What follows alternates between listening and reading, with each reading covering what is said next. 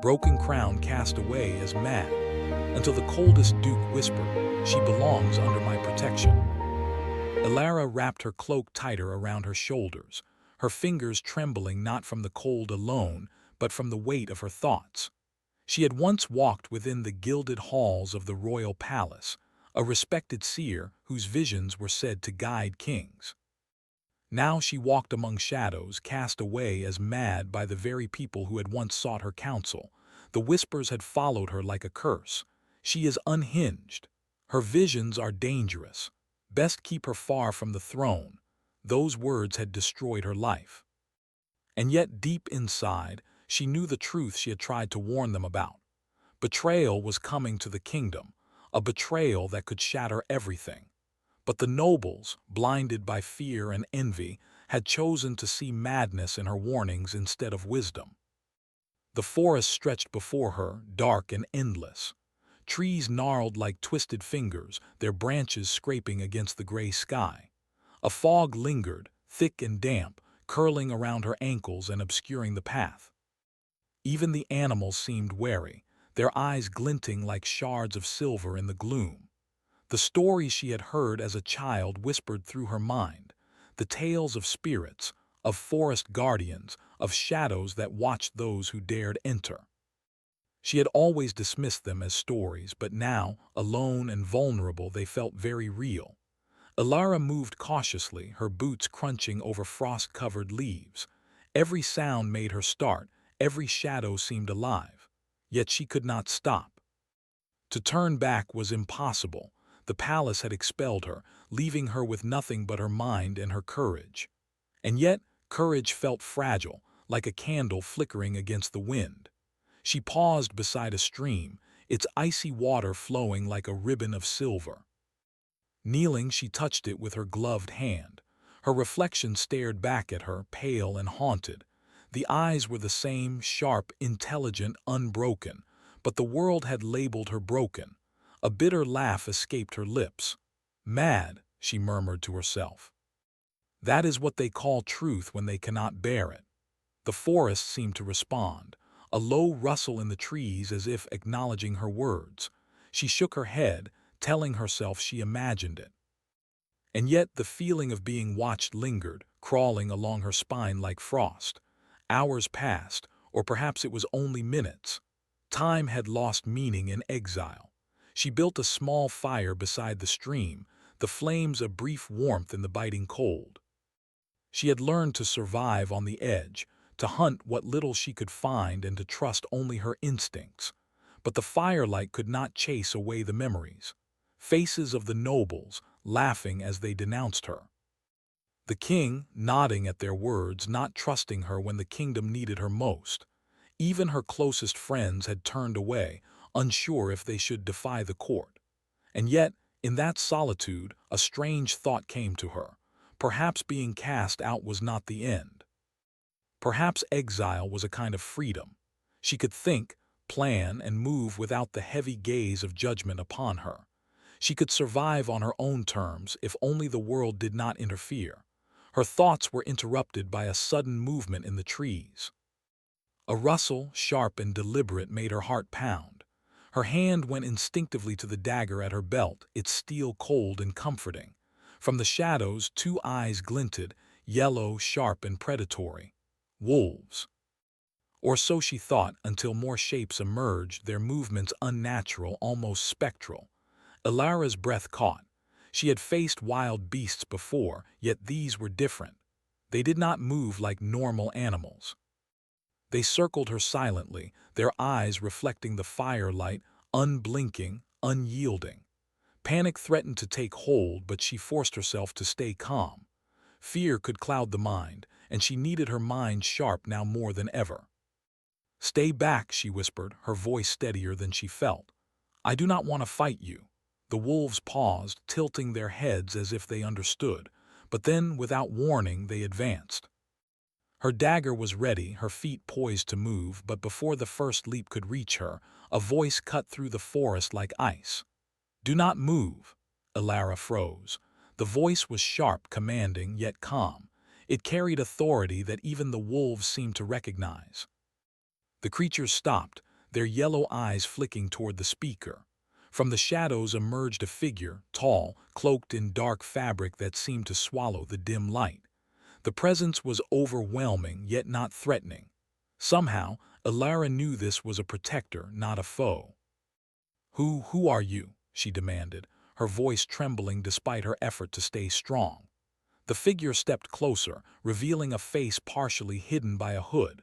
Eyes, cold and piercing, met hers. They were gray as winter skies, unyielding yet oddly familiar in their intensity. "I am Kale," he said, his voice low, a whisper yet echoing with power. "You are in danger, Elara. Do not move or you will not survive." Alara's mind raced. How did he know her name? How did he find her here in this forsaken forest? But before she could ask, the wolves turned and retreated, vanishing into the shadows as if their very nature feared him. Kale's presence was overwhelming, yet he did not touch her. He simply watched, a guardian unseen until now. She wanted to ask questions, to demand answers, but the chill of the forest seemed to settle around her, urging caution. "You should not be here alone," Kale said finally. "They will come for you." "Who will?" she asked, though part of her already knew. The court, the nobles, the ones who branded her insane, they would not rest while she remained free. Kale's gaze softened for the briefest moment, almost imperceptibly. Those who fear what they cannot control. Elara studied him, heart pounding with a mixture of fear and fascination. He was unlike anyone she had ever seen, dangerous, commanding, and yet not cruel. His aura filled the clearing like a shield, and for the first time in days she felt the faintest trace of hope. "I do not need protection," she said, her voice firmer now. "I can survive on my own." Kale's lips curved slightly, almost in amusement. "Survival is not the same as safety, and this forest is no place for someone of your talents to wander alone. Come with me." Elara hesitated. To trust anyone again was dangerous, but something in Kale's presence stirred a flicker of instinctive trust. She nodded slowly, allowing him to guide her through the forest. As they walked, the wind shifted, carrying the scent of snow and earth, of ancient trees and something older, magic perhaps, or the remnants of a curse long forgotten. Elara's mind, sharpened by years of study and vision, recognized it immediately.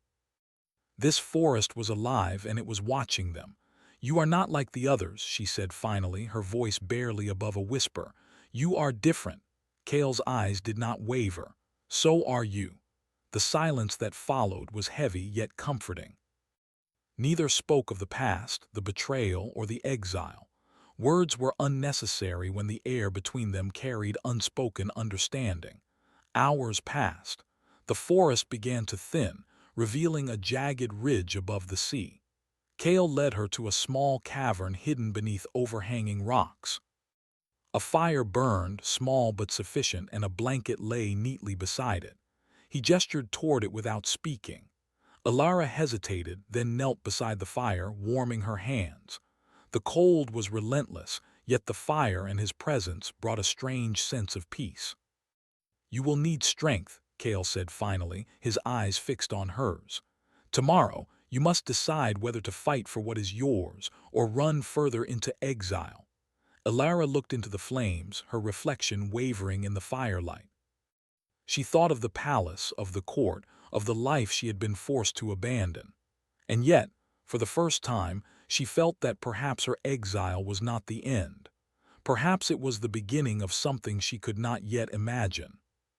The night deepened and the forest seemed to hold its breath. The wind died down and even the shadows seemed to pause. But then, from the darkness beyond the firelight, a subtle movement caught Elara's eye, a shadow that did not belong to the fire. She turned, heart pounding, to see Kale's eyes, sharp and alert, tracking something she could not see. "They will come," he whispered, "and when they do, you may not survive unless you trust me completely." Elara's breath caught. The words hung in the air, heavy and dangerous. She wanted to speak, to ask questions, but no words could escape. She understood then that her life had changed forever. Trusting him was no longer a choice, it was survival. And as the wind howled once more across the cliffs, carrying with it the distant sound of approaching footsteps, or was it something darker? Alara knew that the world she had known was gone, and a new, perilous path had begun. The night closed around them, cold and endless, but in that cold, Alara felt the faintest ember of hope. Someone had come for her, someone she could not yet fully understand, and perhaps in him she would find the strength to face the darkness that awaited. The forest seemed endless, shadows stretching like dark fingers across the snow-covered ground. Alara followed Kale in silence, her boots leaving deep imprints in the frost. Every so often she glanced at him, tall, cloaked in darkness, moving with a grace that was both predatory and commanding. She had trusted him, though reluctantly, and that trust was fragile like ice over a hidden river. "Where are you taking me?" she finally asked, her voice breaking the tense quiet. Kale did not answer immediately. His eyes, gray and unyielding, scanned the forest as if reading its every secret. "Somewhere safe. For now," he said at last, his tone flat but carrying an unspoken weight. "You will not survive the night if we linger here." Alara clenched her fists. She hated relying on anyone, hated the idea of being under someone's protection, yet a part of her could not deny relief. The world had turned against her, yet here, in the shadow of this cold stranger, she felt a flicker of hope. The journey was long. The snow deepened, and the wind cut like knives against their faces. Kale seemed unaffected, moving effortlessly, while Alara stumbled with each step. Yet he never offered his hand, never slowed his pace, as if his presence alone was sufficient to shield her.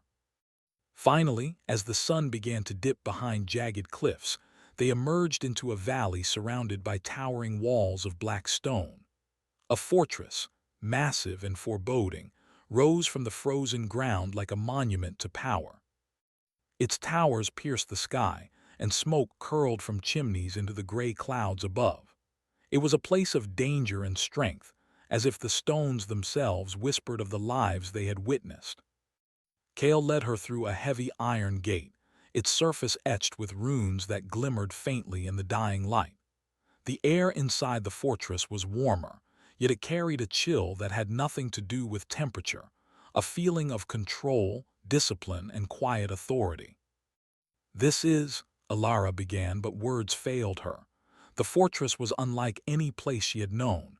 It was a palace of shadows, beautiful yet intimidating, and she could sense power lingering in the walls, in the corridors, even in the very air. "Kale," she asked cautiously, "why would you protect me? You barely know me." Kale's gray eyes met hers, sharp and cold, yet for the briefest moment something softer flickered behind them. "Because you are not what they believe," he said simply, "and because some truths are too dangerous to face alone." Alara swallowed. She had been alone for so long, abandoned by the world she once trusted, that the idea of someone standing between her and danger was both comforting and frightening. She had been betrayed by those who should have cared for her, and now she had to decide whether to place her life in the hands of a man she barely knew. Kale guided her through the fortress, corridors lined with suits of armor that seemed almost alive, their polished surfaces reflecting shadows that danced in the flickering torchlight. Servants passed silently, bowing their heads but never speaking. The air was thick with authority, yet not one of cruelty. Everything in the fortress moved according to Kale's command, controlled, precise, unyielding. "You will sleep," Kale said finally, stopping before a heavy door. He opened it to reveal a chamber modest but warm, a fire burning in the hearth. A simple bed lay beside it, covered with furs. "Rest. You will need your strength tomorrow." Alara hesitated. To rest felt almost like surrender, yet exhaustion weighed her down. She nodded silently, kneeling by the fire to warm her hands. Kale watched her for a moment, then turned, leaving the room but not the sense of his presence. It lingered like a shadow at her shoulder, protective yet distant. She thought of the wolves, of the shadowed forest, and of the voice that had whispered her name in the night. Kale had saved her. More than that, He had claimed a role in her fate she could not yet understand. She wondered if she would ever feel safe again, and if that safety could exist without fear. Night fell, and the fortress seemed alive. Shadows moved in corners, and the wind howled through the stone towers. Yet Kale's presence steadied her. She realized that he was a man of extremes, cold, commanding, and unyielding, yet capable of protection without warmth, of power without cruelty. It was unsettling and fascinating in equal measure. The next morning, Kale led her to a chamber filled with books, maps, and artifacts, objects of knowledge and power that spoke of a world beyond the walls of the fortress. "You have gifts," he said, his voice quieter than before, almost thoughtful. "Gifts they fear. Gifts that can change the fate of kingdoms, but they will also make you a target." Alara studied him, her mind racing. She had always known her visions were dangerous, but she had never realized how deeply her enemies feared the truth she carried. And now, with Kale by her side, the danger was no longer distant, it was immediate. "I do not understand," she admitted. "Why would someone like you care?" Kale's expression hardened. "Because power without control is destruction. And because I have seen what happens to those who are abandoned. You will not face that fate under my roof." There was a pause, heavy with unspoken thoughts. Alara felt the pull of his authority, the weight of his power, and yet beneath it the faintest glimmer of something human. Something that recognized her, not as a threat, not as mad, but as a person capable of strength and vision. Days passed, each filled with quiet lessons and subtle tests. Kale challenged her mind as much as he protected her body, posing riddles and questions, observing her reactions, pushing her to think, to plan, to survive. Their conversations were a delicate dance, filled with tension, respect, and unspoken curiosity. "You think you can outwit me," Kale said one evening, his gray eyes meeting hers across a table littered with maps. "Yet I see truth in your thoughts, even when you hide it." Alara smiled faintly, though her heart beat faster than she cared to admit. "Perhaps you are just as observant as they say." Kale's lips curved slightly, almost imperceptibly. "Perhaps, but observation is not enough. You must be ready. The world outside these walls does not forgive mistakes." Alara nodded, feeling both the weight of his words and the stirring of something she had not felt in years: trust. A fragile, uncertain trust, but trust nonetheless. She wondered how much of him she could rely on, how much of his cold exterior hid something more complex, more dangerous, yet undeniably compelling. One night as she wandered the corridors of the fortress, she felt it again, the presence of magic, subtle but undeniable, flowing through the stones and the shadows. She paused beside a tall window, looking out at the moonlit forest below. The wind whispered secrets, the trees swayed as if alive, and she realized that the world was larger, darker, and more dangerous than she had ever imagined. Kale appeared beside her, silent, as though he had always been there. "You feel it too," he said quietly. Alara nodded. "Yes, this place, it is alive." Kale's gaze lingered on the forest beyond. "It tests those who enter. Only the strong survive its trials." His voice softened almost imperceptibly. "And sometimes the strong need guidance, even if they do not admit it." Alara felt a shiver run through her, not from the cold, but from the intensity of his presence. She realized that Kale was not only her protector, he was a challenge, a force she could neither fully resist nor entirely understand. The tension between them was tangible, a thread of electricity that neither dared to speak aloud. Suddenly, a shadow moved in the distance near the edge of the forest. Kale's eyes narrowed, sharp and commanding. "They are here," he said. "Prepare yourself. You are not safe yet." Alara's heart raced. She had fled the palace to escape betrayal, and yet it seemed that danger had followed her even into this fortress of shadows and stone. She turned to Kale, seeing for the first time the weight he carried, not just of power but of responsibility, of choices that could alter lives. "Who is coming?" she asked. Kale did not answer immediately. Instead, he moved toward the window, observing the darkness beyond. "They will test you," he said finally, "not just your mind but your heart, and when they come, you must choose whether to rely on me or to face them alone." Elara swallowed hard.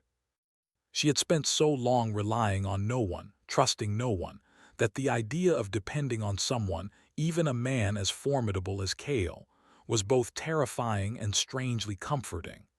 The night deepened, shadows lengthening in the fortress. Elara felt the weight of the world pressing in, the exile, the danger, the uncertainty. And yet, amidst it all, she felt a flicker of something she had not felt in years. Hope. Perhaps not complete safety, but the possibility of it. Perhaps, with Kale, she could face the darkness that awaited. And as the first snowflakes of a winter storm began to fall outside the fortress walls, she understood that her journey had only begun. Danger, mystery, and perhaps even something more, something neither of them dared to name, lay ahead. The storm raged outside the fortress, wind and snow battering the black stone walls. Yet inside, the firelight danced across the chamber where Kale and Elara stood. The flickering flames revealed their shadows, long and intertwined, as though the darkness itself acknowledged their presence. Elara's mind was restless. The events of the past days weighed heavily on her. The exile, the wolves, Kale's sudden appearance, and the sense that danger was always just beyond reach. She paced the chamber, tracing patterns in the frost that had gathered on the windows, trying to calm the whirl of thoughts that threatened to overwhelm her. "You are restless," Kale observed quietly, leaning against the stone arch of the fireplace. His gray eyes held a sharpness that always seemed to pierce through her walls, yet beneath it there was a flicker of something softer. Restlessness is a sign of preparation, or fear. "Perhaps both," Elara admitted, her voice low. "I cannot stop thinking about what comes next. About what they want from me and why." Kale stepped closer, his shadow falling over her as if guarding her from the cold, the storm, and unseen dangers beyond. "You are not like others," he said, voice calm but firm. "Your mind is sharp and your courage is rare. But your gift, it is more than power. It is a responsibility, one that some will try to take from you or destroy." Elara stopped pacing. "My gift?" she asked softly, almost afraid to name it. She had always sensed that her visions were different, that her mind could pierce through illusions others could not see. But she had never fully understood why her own people had branded her mad. Kale's gaze darkened. "There is a reason they fear you," he said. "A reason why your bloodline is cursed. Your visions are not simply insight. They are a link to something older, something the world no longer remembers." Elara's breath caught. She had always known there was something unusual in her family, a hidden legacy whispered of in old stories, but she had never realized the truth. "A curse," she whispered. Kale nodded slowly. "Not all curses are evil. Some are warnings, some are protections. But yours, it is dangerous. If you cannot control it, it will consume you, and it may destroy others along the way." The fire crackled, filling the room with warmth, yet the weight of his words chilled her. For the first time, the exile, the whispers, the fear, they all made sense. Her visions had always been accurate, but because the nobles could not understand them, they had called her mad. And now, with Kale revealing the truth, the danger was no longer abstract. It was real and it was close. "I do not know how to control it," she admitted, her voice trembling. "I have tried, but it feels like the visions have a life of their own, like something inside me is pulling me, forcing me to see things I do not wish to see." Kale's expression softened, but only slightly. "Then we must learn together. I will guide you, but you must trust me completely. That is the only way you will survive the trials ahead." Elara swallowed hard. Trust had been a scarce commodity in her life, yet something in Kale's presence demanded it. He had saved her from the wolves, from the shadowed forest, and from herself when despair had threatened to overwhelm her. Yet there was more, something unspoken, a connection she could not explain that bound her to him. "Where do we begin?" she asked finally. Kale's lips curved in the faintest hint of a smile. "The heart of the forest," he said. "There is an artifact, an object of power that can help you understand the curse and control your visions, but it is not easily reached. The forest will test you, and so will those who seek to destroy you." Alara felt a thrill of fear and anticipation. The cursed forest had already seemed alive to her senses, but now she understood that it was a trial, a test of courage, intelligence, and will. And Kale would be by her side, not as a lover, not yet, but as a guide, a protector, and perhaps the only person in the world who could help her survive what was coming. The journey began at dawn. Snow blanketed the ground and the wind cut through their cloaks like knives. The forest loomed ahead, dark and forbidding, yet familiar in its whispers. Shadows moved among the trees, and the branches seemed to sway in rhythm with some unseen heartbeat. Kale led the way, moving silently, each step deliberate. Alara followed, careful, observing every detail: the tracks in the snow, the subtle changes in the air, the strange glow of frost on the trees. She realized that the forest was alive in a way that demanded attention, demanding respect, and she felt a strange kinship with it. Hours passed and the air grew heavier. Magic, subtle and persistent, seemed to weave around them like mist. Alara's visions flickered, glimpses of the past and future, images of betrayal, shadowed figures, and flames consuming stone walls. She shivered, unable to stop the flood of images, yet Kale's presence grounded her, reminding her that she was not alone. "Focus," Kale said quietly. "Do not let the visions overwhelm you. They are tools, not chains." She nodded, taking a deep breath, and slowly the flood of images began to make sense. Patterns emerged, connections she had never noticed before. Her gift was not a curse in itself. It was a map, a guide, a warning system. The danger lay in her fear, in the uncertainty, in those who would exploit her visions for their own ends. As they reached the heart of the forest, a clearing opened before them, bathed in pale moonlight despite the storm above. And there, resting upon a pedestal of black stone, was the artifact Kale had spoken of, a crystal, glowing faintly with an inner light, suspended above the pedestal as if defying gravity. Its brilliance was beautiful, yet intimidating, and Alara felt a pull toward it, a sense that it held the key to her power and her curse. But before she could step forward, the air shifted. Shadows coalesced at the edges of the clearing, forming into shapes both human and otherworldly. Figures moved silently, their presence cold and deliberate, their intent clear. They were guardians, or perhaps phantoms of the curse itself. Kale stepped in front of her, his expression unreadable, and yet the aura of command he exuded made the figures hesitate. "Do not touch them unless necessary," he warned. "The forest does not forgive rash actions." Alara's heart pounded, but she stepped forward cautiously. Her mind reached out, guided by instinct and vision, and she sensed the patterns of the forest, the rhythm of the shadows, the pulse of the artifact itself. It was as if the clearing itself was alive, breathing, testing her resolve. A shadow detached from the group, taking the form of a man she recognized from her visions, her father, or rather, a phantom of him, accusing and silent, his eyes full of judgment.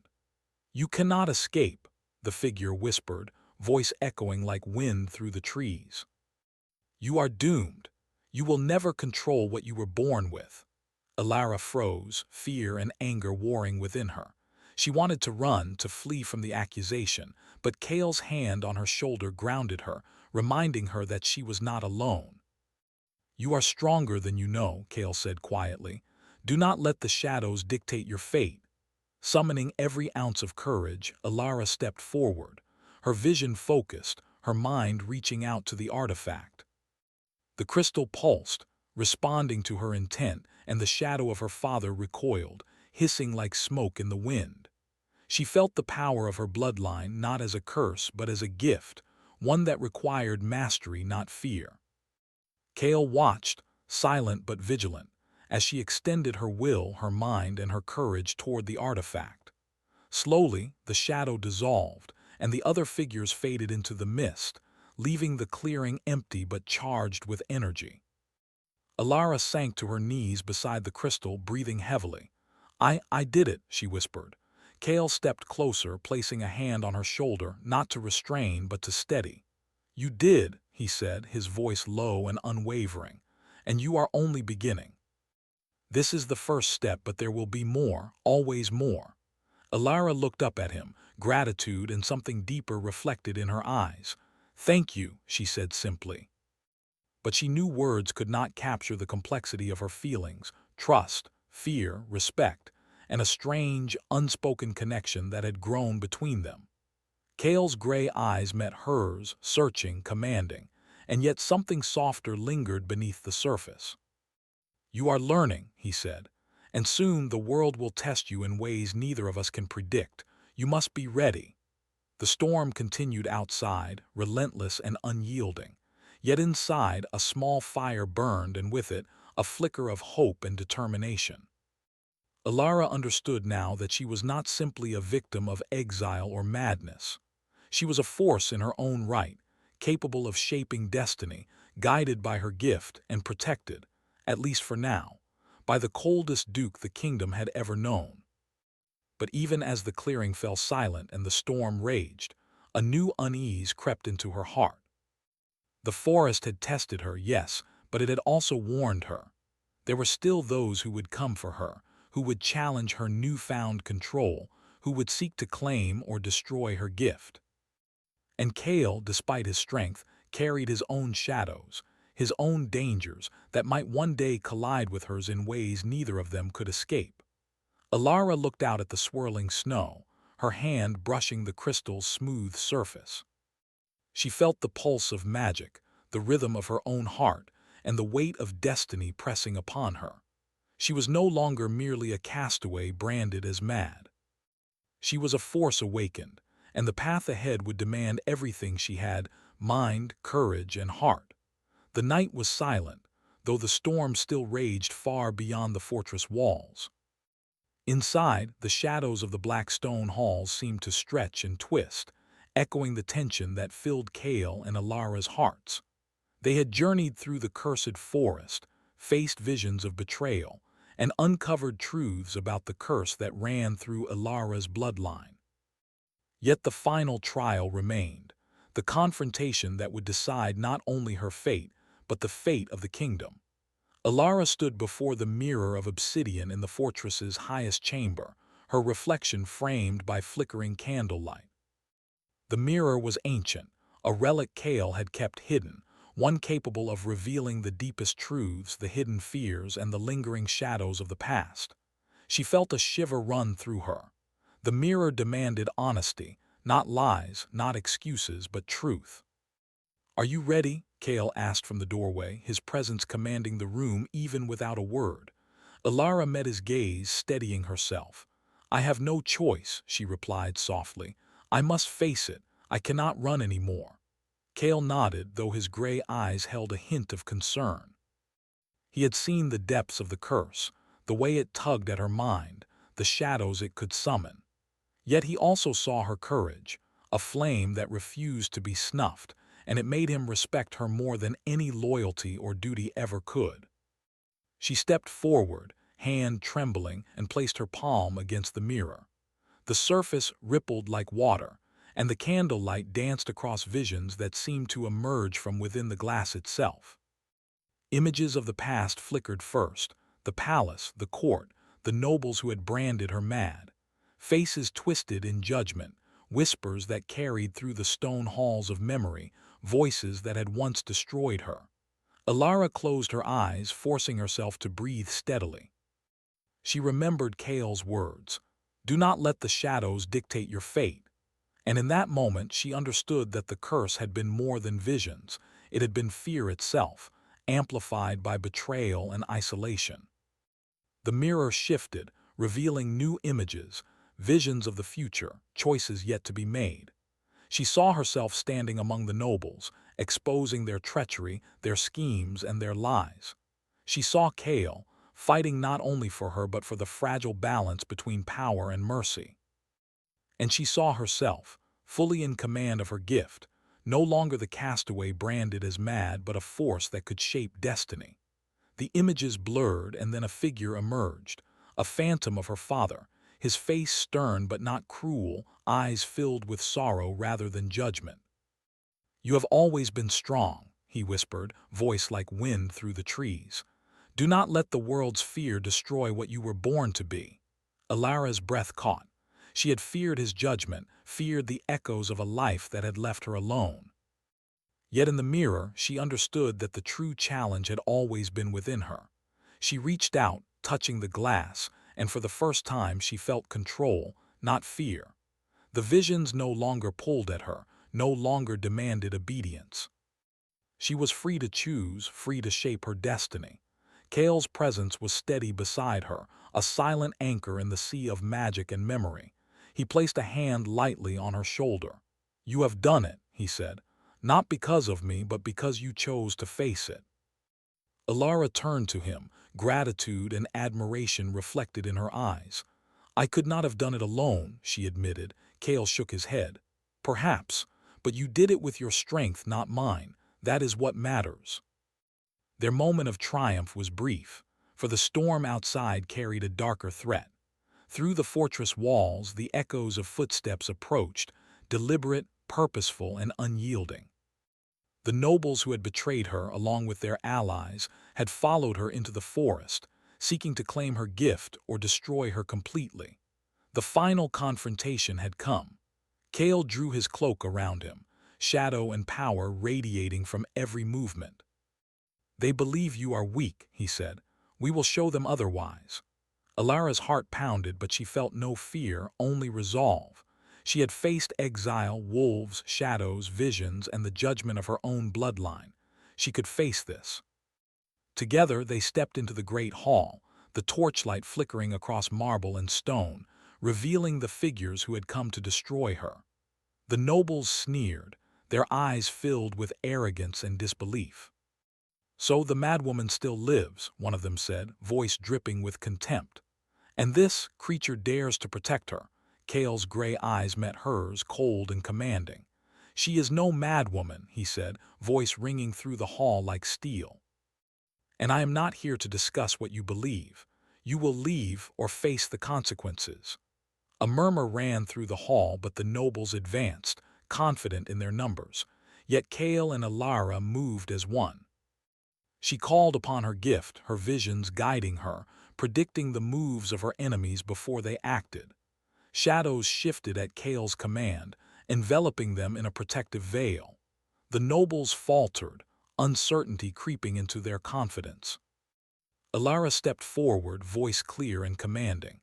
"You judged me without understanding. You branded me mad because you feared what you could not control, but I am no one's pawn."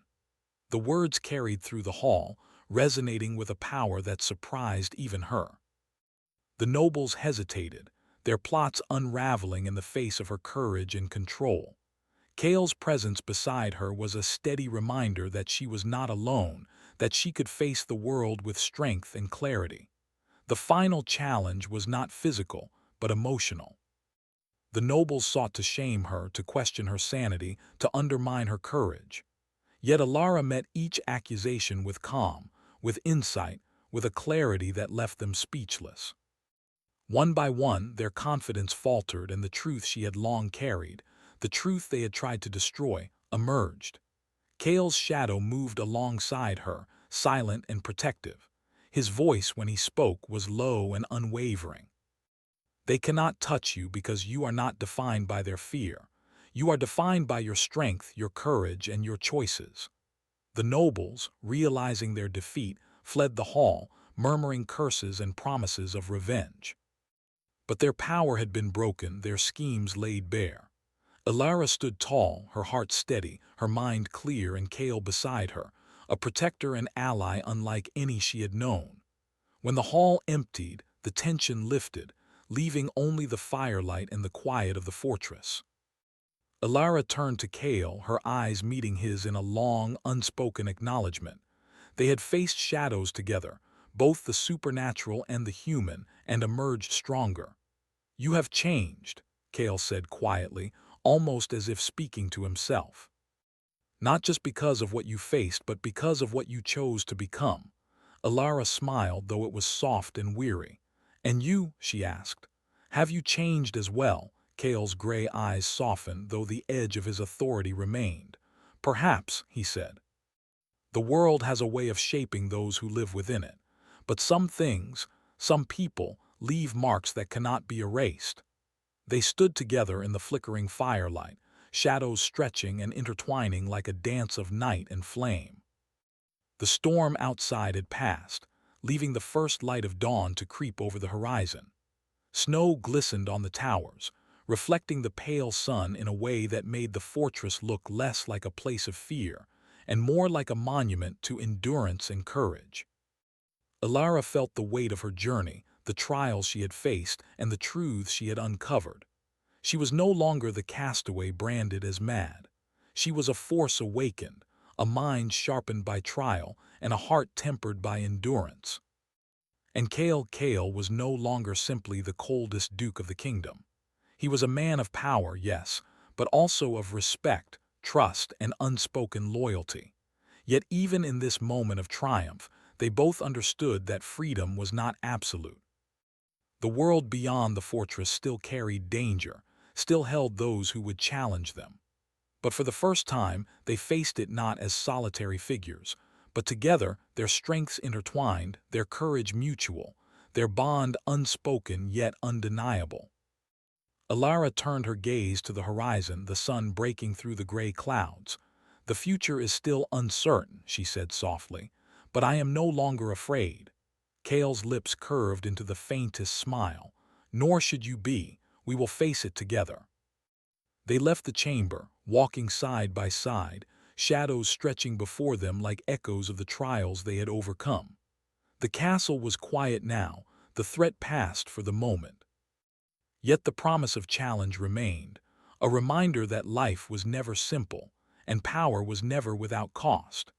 And as they descended the fortress steps, the wind carrying the scent of snow and distant forests, Kale's voice broke the quiet once more. "Freedom is earned," he said softly, "and it always demands a price." Alara looked at him, a mixture of determination and trust in her eyes. "Then we will pay it," she said, and for the first time in her life she believed it. Together they stepped into the light of dawn, shadows behind them, yet their hearts unbroken, their spirits unyielding, ready to face whatever destiny awaited.